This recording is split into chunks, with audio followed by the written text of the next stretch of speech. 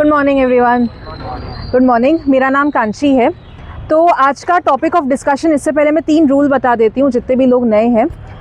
जो भी बोल रहा है, अगर आपको कुछ बोलना है आप हाथ उठाएंगे फिर बोलेंगे, बीच में इंटरप्ट नहीं करना है एंड एट अ टाइम सिर्फ एक जन बोलेगा।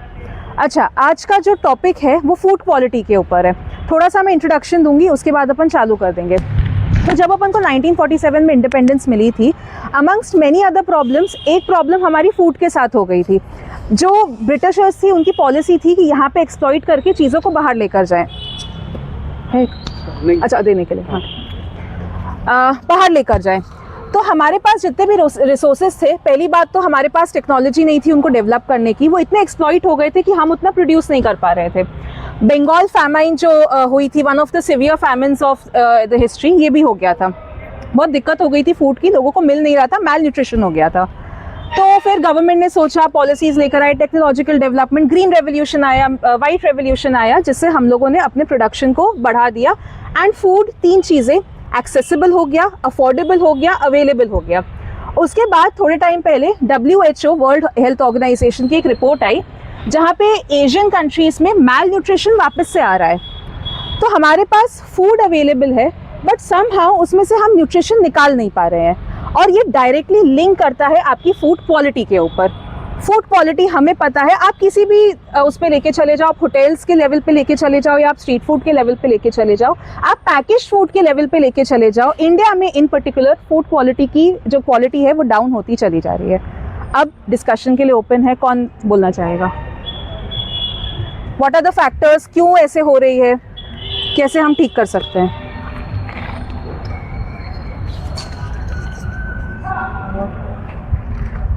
जैसा कि आपने अभी बोला कि फूड क्वालिटी, फूड का जो प्राइस रेंज है वो बहुत ही ज़्यादा, मतलब नॉर्मल पीपल अफोर्ड नहीं कर पाता आजकल। तो मैंने अभी कुछ समय पहले देखा था कि फॉरेन की जो लेडीज़ थी वो इंडिया की लेडीज़ के साथ कुछ कंपटीशन वगैरह कर रही थी रस्सी खींचने में। तो उन लोग बड़ी आसानी से जीत गए। तो वही चीज़ है कि यहाँ के लोगों को न्यूट्रिशन इतना अच्छा मिल नहीं पाता है। कारण यही है कि उनके पास फूड अवेलेबल नहीं हो पाता है। तो यही है कि मतलब लोगों को इतनी अवेयरनेस नहीं है अच्छे फूड के बारे में भी, और कहीं कहीं पे तो वो महंगा भी हो चुका है। कोई और?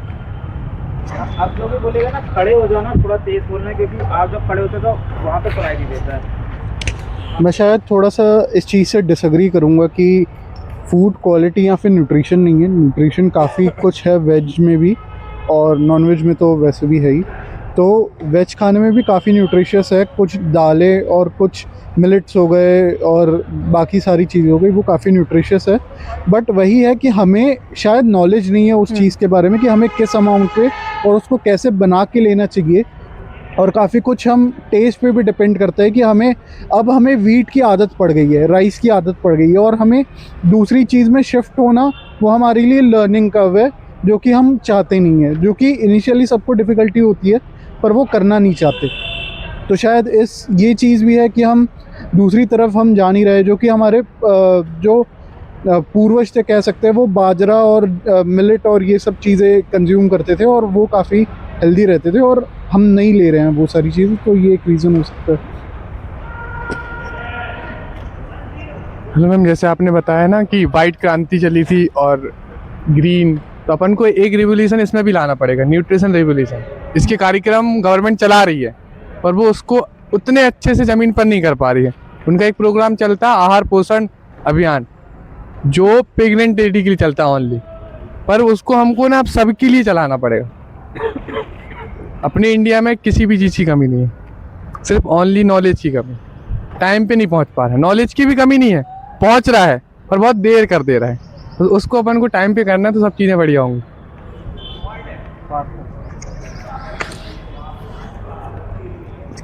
यही पॉइंट मैं रीस्टेट करना चाहूँगा कि अवेयरनेस की कहीं ना कहीं तो कमी है। हमारी जो सोसाइटी है वो इग्नोरेंट भी हो चुकी है बिल्कुल। जैसा कि आज से हमें भी, जहाँ भी लोग बैठे हैं, कहीं बहुत कम ही लोगों को, खासकर जो हमारी पिछली जनरेशन है, उनको तो ये पता भी नहीं है कि जितना आपका बॉडी वेट होता है उसके 1 ग्राम प्रोटीन आपको एटलीस्ट चाहिए होता है। मान लो मैं 80 किलो का हूँ तो मुझे 80 ग्राम प्रोटीन तो डेली लेना, और ये तब की बात है जब मैं कोई मेहनत ना कर रहा हूँ। और अगर मैंने थोड़ा भी वर्कआउट किया तो वो डबल हो जाता है, मतलब 80 किलो मेरा वेट है तो 160 ग्राम प्रोटीन। अब बात रही फूड सिक्योरिटी की, तो ये हालात कहीं ना कहीं इसका कारण वाइट रेवोल्यूशन और ग्रीन रेवोल्यूशन भी है, क्योंकि हमारा खान पान कम था, उसको उस कदर से बढ़ाना था, तो इन लोगों ने रेवोल्यूशन किया। लेकिन खाना ऐसे काम नहीं करता है, आप पेस्टिसाइड फर्टिलाइजर डाल के बढ़ा तो दोगे खाना, बहुत सबके पास पहुंच जाए भाई। आज आप लार्जेस्ट राइस प्रोड्यूसर हो वर्ल्ड के, लेकिन क्या फ़ायदा जब यूरोप आपका चावल लेने से मना कर देता है। कई साउथ ईस्टर्न कंट्रीज बोलती हैं कि भारत का खाना हम नहीं ले पाएंगे क्योंकि ये हमारे स्टैंडर्ड्स मीट नहीं करते हैं। तो आप इस स्थिति पे कैसे पहुंच चुके हो? प्रॉब्लम खैर हमारी भी नहीं, हम आज ऐसी सोसाइटी हो गए कि हमारी माँ बहनें और फूड को ऐसे रिलेट करती कि ये खुशी का मामला है। अरे भाई, मिठाई खाने से कैसी खुशी मिल रही है? डायबिटीज़ हो रहा है, डायबिटीज़ कैपिटल हो गए, वो टीबी कैपिटल हो गए, वो कैंसर कैपिटल हो गए, और 2 मिठाई और खा लो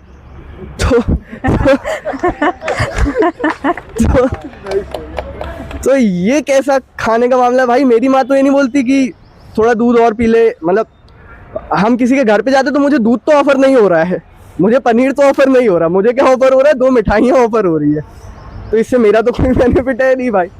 तो हमें अवेयर होने की भी बहुत ज़रूरत है। और बात रही जैसे गेहूं की बात हुई, ज्वार की बात हुई, ऐसा नहीं है कि हमारा खाना हमेशा से ख़राब था। आप आज भी जाइए केरला या सदर्न इंडिया में, उनका खाना अभी भी बहुत अच्छा है इस स्तर पे। क्योंकि वहाँ पे उस तरीके से फॉरेन इन्वेजन नहीं हो पाया, जंगली एरिया भी था और फॉरेन इन्वेजन उस कदर नहीं हो पाया। हमारे खाने में गेहूँ आ चुका है। गेहूँ तो भारत में उगाया ही नहीं जाता था, गेहूँ भारत में उग ही नहीं सकता था जिस ज़माने में गेहूँ आया। हम थे जवार, जिसको मोटा अनाज कहा जाता है, और मोटा अनाज हमसे ब्रिटिश लेके चले गए क्योंकि उनको पता चल गया था कि भाई ये तो न्यूट्रिशियस है।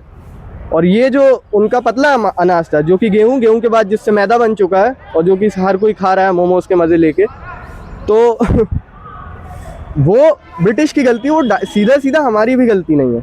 और अब वो धीरे धीरे हमारी सोसाइटी में आ गया। गेहूं की रोटी बन रही है, सफ़ेद रोटी तो हमारे यहाँ होती ही नहीं थी। हमें देख के लगता होगा उस समय के लोगों को कि ये क्या बन गया। एक और पॉइंट मैं बोलना चाहूँगी, इंडियन जो एक थाली होती है, रोटी, सब्जी, चावल और थोड़ा सा सैलेड और दाल, तो हमारे यहाँ पे क्या होता है, फूड बहुत पर्सनल एक चीज़ हो जाती है, आप उसके लिए कुछ बोल नहीं सकते हो। तो अगर आप किसी को बोलो इंडियन को कि आपकी जो आपने ये थाली बनाई है ये बैलेंस नहीं है, तो उनको बहुत बुरा लग जाता है। वो लोग बोलते हैं कि पहले ज़माने में भी तो यही खाते थे। डिफरेंस ये होता था लाइफस्टाइल का। पहले आपका काम, फिजिकल इतना काम होता था कि वो आपको पच जाता था, और अभी प्रॉब्लम क्या हो रही है, हम खा रहे हैं बट हमारी जॉब ऐसी है कि आप कंटिन्यूसली बैठे हो तो वो डाइजेस्ट नहीं हो पाता है।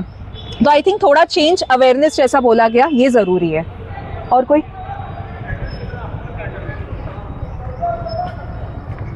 ओके, सो जितने भी मैंने पॉइंट सुने उसके बाद मेरे को ये लगता है कि एक ओपिनियन मेरे को ये देना चाहिए कि सबसे बड़ा इशू जो है एज ऑफ राइट नाउ, सबसे बड़ा फैक्टर जो एक्चुअली में मैटर करता है वो है पोल्यूशन का। हमारे एंसेस्टर्स के टाइम पे इतना ज़्यादा पोल्यूशन नहीं था। उनके टाइम पे जो वाटर क्वालिटी थी वो काफ़ी बेटर थी। उनके टाइम पे जो आप ले लीजिए अनाज भी जो था वो अभी के मुकाबले काफ़ी बेटर था, और उनके टाइम पे जो फूड मिलता था वो भी काफ़ी बेटर क्वालिटी का था एज ऑफ राइट नाउ, जिसको आजकल हम ऑर्गेनिक फार्मिंग के नाम से फेमस करते हैं। उनके टाइम पे नेचुरली वही सब मिलता था।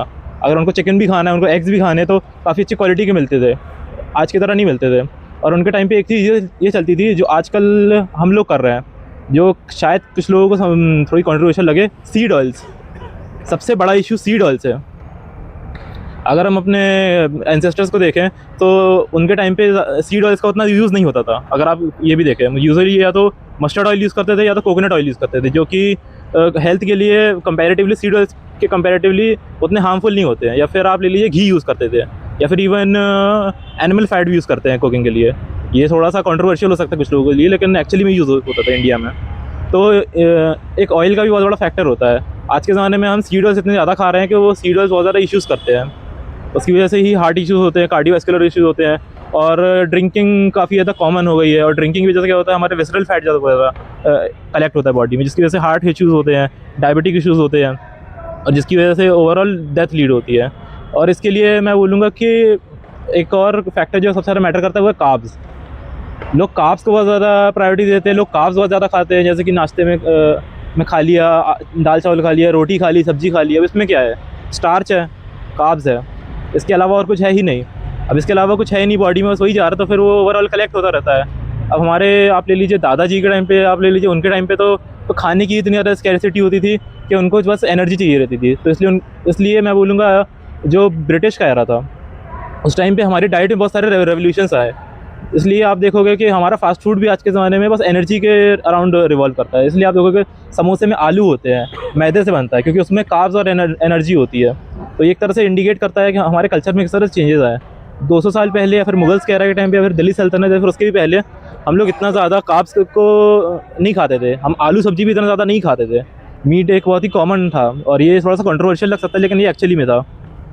लेकिन कल्चरल चेंजेस के बाद ओवरऑल जो है वो हमारे खाने में अब रिफ्लेक्ट होता है। जैसे कि हम हमारे समोसे में आलू रहता है, लेकिन जो समोसा एक्चुअली में जहाँ से ओरिजिनेट हुआ था वहाँ पे वो लोग मीट डालते हैं उसमें।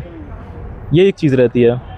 हाँ, अच्छा, और बोलना था लेकिन चलिए ठीक है। आई थिंक यहाँ पे कोई था। खड़े आई फील लाइक जो हो रहा है उसको ठीक करने के लिए सरकार आई थिंक हर चीज़ पे थोड़ा सा तो एक रूल्स लगाने चाहिए। फॉर एग्जांपल गायों को एनाबॉलिक स्टेरॉइड्स दिए जा रहे हैं आजकल, तो दूध ऑब्वियसली ख़राब ही बनेगा ना। 60% पनीर अभी जो मार्केट में घूम रहा है वो उसमें प्रोटीन कंटेंट है ही नहीं, वो फेक पनीर है जो लोग कंज्यूम कर रहे हैं just for the taste. And also for example जैसे सोया चंक्स हैं आजकल, मुझे लगता था कि सोया चंक्स में बहुत ईजी प्रोटीन है, बहुत सस्ता प्रोटीन है, बट वो भी आजकल ख़राब हो रही है क्योंकि जो सोया चंक्स का जो सोयाबीन है वो भी पेस्टिसाइड्स फर्टिलाइजर्स उस पर उगाया जा रहा है। तो ऑर्गेनिक एकदम से हम स्विच नहीं कर सकते क्योंकि ऑर्गेनिक फार्मिंग थोड़ी प्राइसी होती है, हर कोई अफोर्ड नहीं कर सकता। तो इसके लिए थोड़े से रूल्स एंड रेगुलेशंस होने चाहिए और स्लोली हमें ऑर्गेनिक फार्मिंग की तरफ वापस जाना पड़ेगा।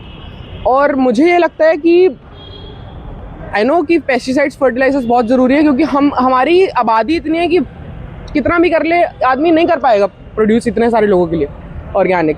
तो मुझे लगता है कि अभी छोटी सी शुरुआत तो अपन सरकार को करनी चाहिए कि लाइक थोड़ी बहुत ही rules regulations, but rules and regulations.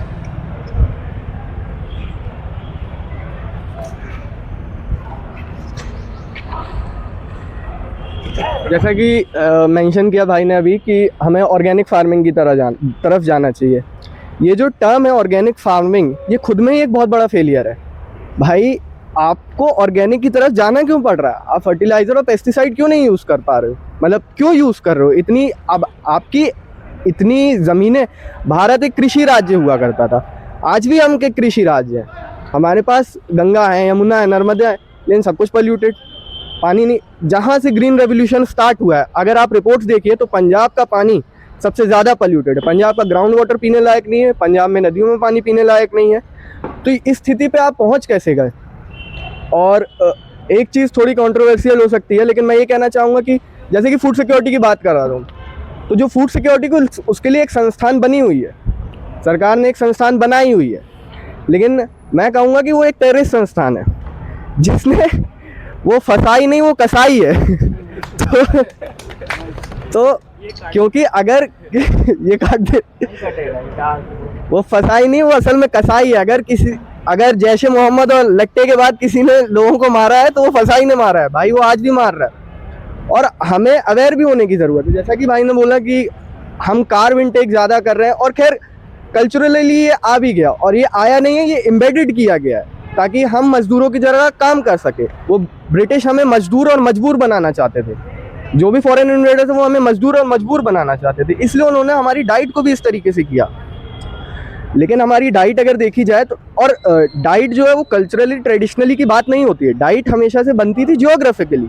यही कारण है कि इस्लाम में दारू नहीं पिया जाता भाई, क्योंकि वो गर्म राज्य के स्टेट थे, वहाँ दारू पियोगे जल के मर जाओगे, और ठंडे राज्य सारे दारू पीते हैं।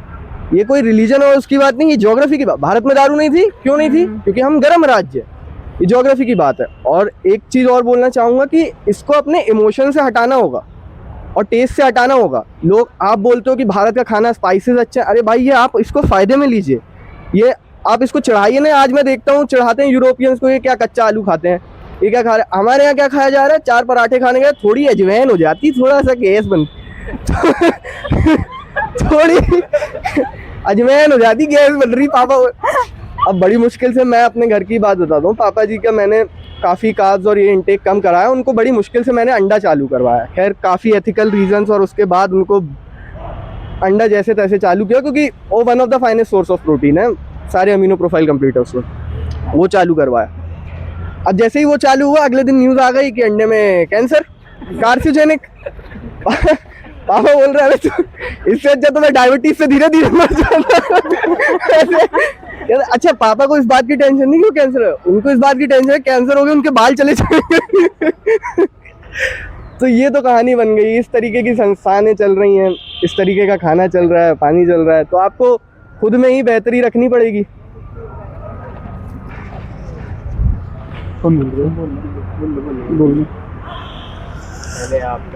हाँ, तो एक और चीज़ जो मैंने देखी वो ये है कि सिंगापुर और जापान जैसी जो कंट्रीज़ हैं वहाँ पे स्ट्रीट फूड भी है, वो भी काफ़ी हेल्दी है और वहाँ पे जैसा दिखाते हैं वैसा बिकता है। अब हमारे यहाँ तो हेल्दी लिखा होगा पैकेट पे, पर पीछे दिया होगा मैदा और शुगर से भरा रखा होगा। वो चीज़ वहाँ पे नहीं होती। वहाँ पे उनके बहुत स्पेसिफिक स्टैंडर्ड्स है और वो बहुत अच्छे से चलते हैं। मैंने एक स्टैट पढ़ा था और मैं शॉक हो गया था कि सिंगापुर में 1 महीने में उनके घर पे शायद 4 दिन खाना बनता है और वो बाकी पूरे टाइम वो सिर्फ बाहर खाते हैं। वो इसलिए खा पाते हैं क्योंकि बाहर का खाना उनका इतना हाइजीनिक होता है और इतना न्यूट्रिशियस होगा और इतना, क्योंकि ऑब्वियसली न्यूट्रिशियस होगा क्योंकि उनको देख के पता चल रहा है कि वो उनमें न्यूट्रिशियस है।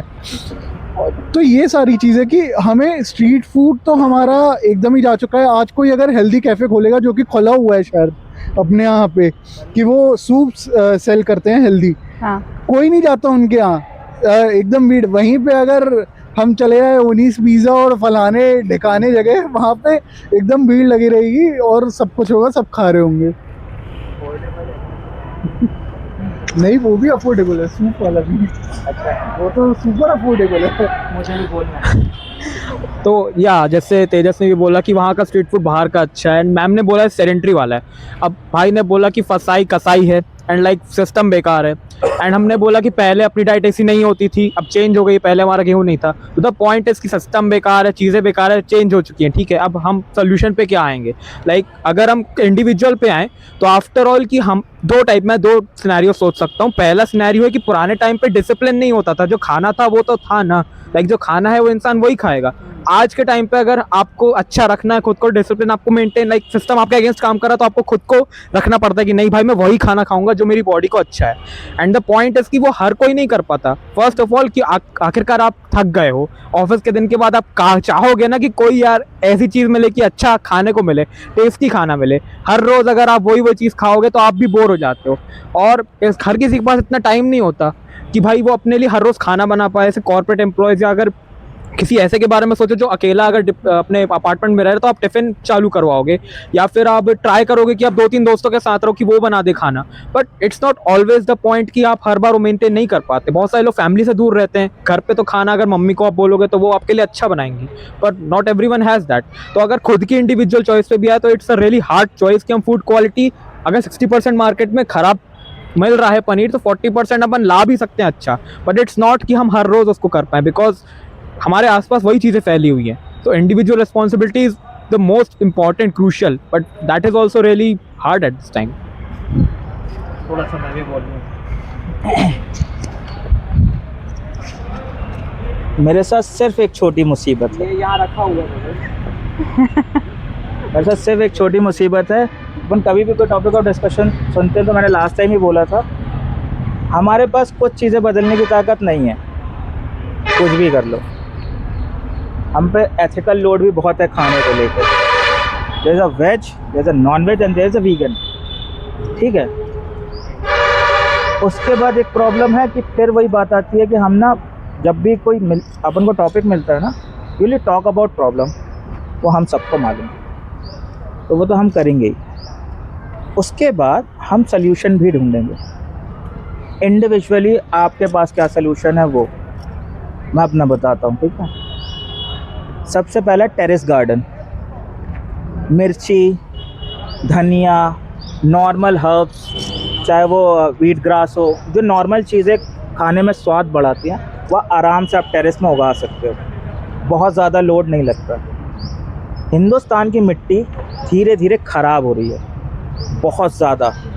जैसे मेरे घर पे जो गमलों में मिट्टी थी वो 3 साल पुरानी थी, आज उसमें कोई भी झाड़ लगाओ वो बढ़ता है, लेकिन ज़्यादा देर नहीं बढ़ पाता, मुरझा जाता है। मिट्टी को ठीक करना ज़रूरी है, फर्टिलाइज़र और ये सब जो डालने की बात है ना, वो भी ज़रूरी है कम हद तक। बायो फर्टिलाइज़र जो बोलते हैं, जो वेस्ट निकलता है ये वो। टेरेस गार्डन बहुत ज़रूरी है। हम कब से कितने लोगों ने तितली देखी ही नहीं है अगर हम गार्डन में ना आए। इसीलिए बस मेरे को तितली और भौरे देखने के लिए मैंने पूरा गार्डन बना के रखा है छत पे, कि सुबह जब आप उठते हो ना तो वो सारे कीड़े जो कभी गायब हो गए, जुगनू कब से गायब है, कौवे गायब हो गए जबलपुर से, गौरैया गायब हो गई, गौरैया कभी थी, ये जो जानवर हमारे आँख के सामने से गायब हुए हैं। आप समझ रहे हो जितनी गर्मी बढ़ती जा रही है। एक मूवी है बी करके, अगर धोखे से किसी दिन जो बीज हैं, इंसेक्ट्स हैं, ये मरना चालू होगा तो अपन वैसे ही सब चले जाएंगे। तो पॉलिनेशन होता है प्लांट्स के बीच में, वो ख़त्म हो जाएगा। तो पहला जो है, अब सब टेरेस गार्डन लगाओ। और दूसरा सोल्यूशन, हम सब के पास, फिर इंडिविजुअली बोल रहा हूँ, हम सबके पास अपना खाना ठीक करने का दिमाग होना चाहिए पहले। भूखा इंसान है, उसके पास रोटी ही नहीं है, वो ये नहीं देखेगा कि बासी है कि सूखी, तो वो थाली से नज़र नहीं उठाएगा। उसके सामने चाहे वो कैसी भी रोटी, आपने देखा होगा रिक्शे वाले पुराना खाना खाते रहते हैं पन्नियों से, कभी सिर्फ सब्जी खाते रहते हैं। हम इतने बेकार लोग हैं कि हमने कभी ये चीज़ नहीं सीखा कि हमें जितना खाना है उतना ले। हम घर में भी यही हरकत है अपनी, पार्टीज में भी अपन यही करते हैं। सबने किया है, सबने किया है। मैं किसी को ऐसा इंडिविजुअली नहीं देखना, अपन सबने खाना कभी ना कभी फेंका है, क्योंकि वो हमारे पास है। 2 रोटी होगी तो भाई थाली में कुछ दिखेगा ही नहीं, वो साफ हो जाएगी। अब हमारे पास जो ताकत है एज अ यूथ और एज अ जो भी है फाइनेंशियल हमारा स्टेटस ठीक है, हम अपना खाना पीना देख सकते हैं, तो हमारी थाली भरी है, हम खा चुके हैं, हम भरे पेट हैं। समझ रहे हो? इसीलिए हम इतनी बकवासें कर रहे हैं। Empty stomach never give moral speech. खाली पेट कभी ज्ञान की बात नहीं बोलता, वो भूख देखता है। हमने इंडिविजुअली कुछ नहीं किया है, कुछ भी नहीं किया है। दूसरी चीज़ है, आप कभी किसी पे एथिकल लोड मत डालो, कुछ खाने या ना खाने का, वो उसकी व्यक्तिगत राय है, ठीक है। हिपोक्रेसी क्या होती है कि मैं स्मोक करता हूँ, कभी कभी छोड़ना चाहता हूँ, धीरे धीरे छूटेगी, एकदम से नहीं छूटेगी। मेरे में सिर्फ ये गलती नहीं, बहुत सारी हैं, बट जब तक मैं स्मोक कर रहा हूँ, मैं तुम में से किसी को ये बोलने का अधिकार नहीं है कि छोड़ दो। जो नॉनवेज खाता है ना, उसको ये अधिकार नहीं है बोलने का कि कुत्ते को क्यों मार रहे हो। एथिकल की बात कर रहा हूँ। पहले ये समझो कि अगर मुझे बोलना ही है तो पहले तो स्वयं पे अपनाओ ना, फिर वो करो। हम सबको पता है कि दूध से क्या होता है, गाय अब्यूज़ होती है, होता है, लेकिन चाय चाहिए सबको, सब पीते हैं। अपन अभी जाके कहीं, अब दिक्कत ये कि इतने समय से ये सिस्टम चला आ रहा है कि नहीं बदला जा सकता एकदम से। अभी इतना हो रहा है, पहले इतना सोशल डिलेमा और ये सब मतलब एथिकल डिलेमा नहीं था, इंसान जो खाता था खाता था। अगर आपको किसी चीज़ के बारे में राय देनी तो पहले तो खुद छोड़ो, फिर राय दो, चाहे अगर कोई भी गंदी आदत है। Same cheese goes with food. अब बात जैसे उसने बोला, अगर हम ये बोले कि नॉनवेज ख़राब है, अंडा ख़राब है, तो भी हम कहाँ जाएंगे? वेज की तरफ। वेज भी ख़राब है, कहाँ जाओगे? पानी पे चले जाओ, पानी भी ख़राब है, हवा भी ख़राब है, ज़मीन ख़राब होती जा रही है। तो अपन बिल्कुल ताकत से बर्बाद करने में लगे हैं। तो पहली चीज़ अपना जो घर है ना, इसका भी एक रीज़न है कभी डेवलपमेंट। अपन ज़्यादा डेवलप करते जा रहे हैं, चीज़ें कुछ चीज़ें ख़राब होती हैं। डेवलपमेंट, तूने बोला ना कि इंसान के पास नॉलेज का प्रॉब्लम है, मैं नहीं मानता इंडियंस के पास कॉमन सेंस नहीं है।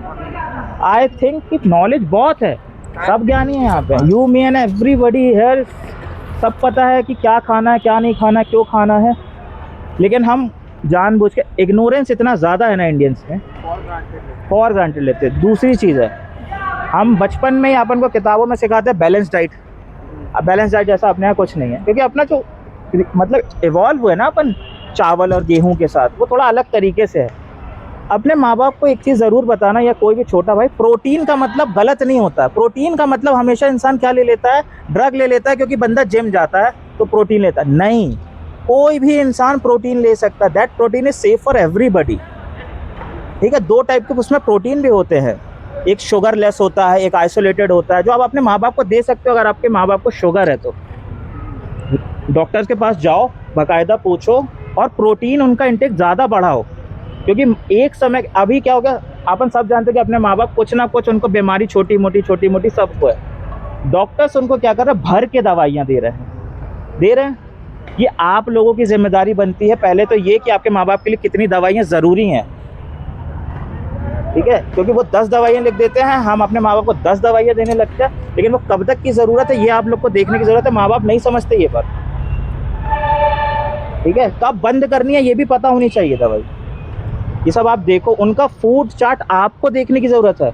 वो नहीं समझते कि कैलोरी क्या होती है, ये क्या होता है। उनको पता है दाल चावल सब्जी भात खाओ, दवाई खा लो। इंडियंस का खाना यही है। अपन कभी नाश्ता नहीं करते थे, अभी थोड़ा बहुत नाश्ता करने लगे हैं। अपन सीधे क्या करते हैं, जो सुबह खाते हैं सब्जी तेल भरी रोटी के साथ, वही दोपहर में चल गई।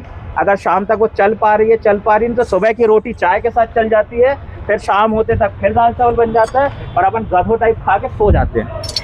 कोई वॉकिंग नहीं, कोई जिम नहीं, कुछ नहीं। फिर अपन बोल रहे हैं हम बीमार क्यों गए, हमारी सांस क्यों फूल रही है। अभी अपन सबको दौड़ा देंगे तो यहाँ वहाँ तक गिर जाएंगे अपन आधे से ज़्यादा। सब अनहेल्दी हैं अपन, सब के सब। फूड का बहुत बड़ा रोल है अपनी लाइफ में, जैसा उसने कहा।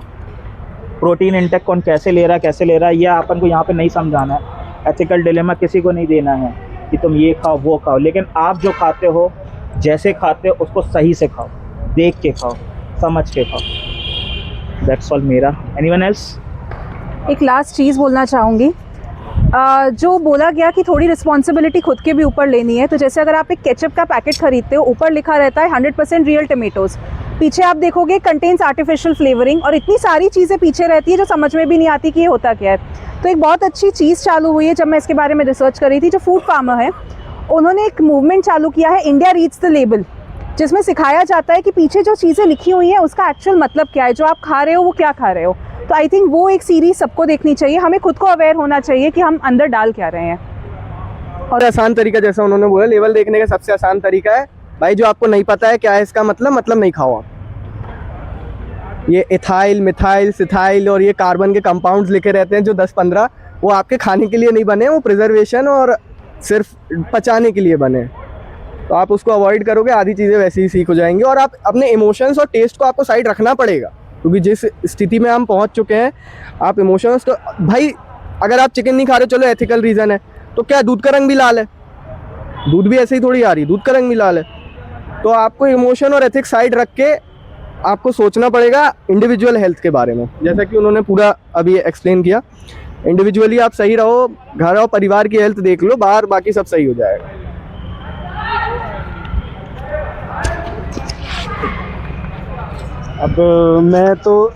अब मैं आयुर्वेद का स्टूडेंट हूँ, तो मैं आयुर्वेद का नज़रिया रखना चाहूँगा कि मतलब हमने अभी सुना कि गेहूँ खाने से डायबिटीज़, मतलब मीठा खाने से डायबिटीज़ हो रही है। पहले क्यों नहीं हो रही थी? अभी डायबिटीज़ का कैपिटल बना है ना इंडिया, पहले क्यों नहीं हो रहा था? क्योंकि पहले वो अवेयर थे कि कितना खाना है और खाने के बाद हमें क्या करना है। खाने के बाद हमें सिर्फ सोना नहीं है, खाने के बाद पहले जो काम होते थे वो उस तरीके के काम होते थे, तो उस तरीके का खाना खाया जाता था। तो ये सब जानने की हमें ज़रूरत होती है। और दूसरी बात कि इंडिविजुअली अगर हमें कुछ चेंज करना है तो शुरुआत मुझे लगता है कि हमारे किचन से ही होती है। ये बाहर का खाना ये बहुत प्रिविलेज्ड है, मुझे ऐसा लगता है। इंडियन सोसाइटी में ये बहुत प्रिविलेज है कि हम हफ्ते में 4 बार या 3 बार बाहर जाके खा पा रहे हैं, है ना। अगर एक मिडिल क्लास की अगर नज़रिए से देखा जाए तो। और अगर फॉर एग्ज़ाम्पल मैं एक एग्ज़ाम्पल ले रहा हूँ, अगर आप दूध ही पीते हैं, हल्दी का दूध अगर आप पीते हैं, गुनगुना अगर हल्दी का दूध अगर पीते हैं, तो वो उतना काम नहीं करेगा अगर उसमें थोड़ी सी आप काली मिर्च का अगर पाउडर डाल दें। तो ये आप जानेंगे कहाँ से? तो मुझे लगता है कि ये कोई आपको बताने वाला नहीं आएगा, तो आपको ये पढ़ना पड़ेगा। तो लेकिन और आयुर्वेद इसमें बहुत अच्छा, बहुत आसान हल निकालता है। एक किताब है आयुर्वेदिक कुकिंग करके, उषा लाड़ जी की, डॉक्टर उषा लाड़ की। अगर आप वो पढ़ेंगे तो आपको समझ आएगा कि आपको किस सीज़न में आपको कौन सा खाना खाना है है ना। ज़रूरी नहीं है कि आप वीगन रहें या फिर आप वेजिटेरियन रहें, नॉन वेजिटेरियन रहें, वो हर तरीके के उसमें आपको फूड के टाइप मिलेंगे। तो पढ़िए और जानिए पहले। वो सो कहते हैं ना कि जानना ज़रूरी है, मानो मत। तो बेवकूफ़ी पहले वही होती है बस।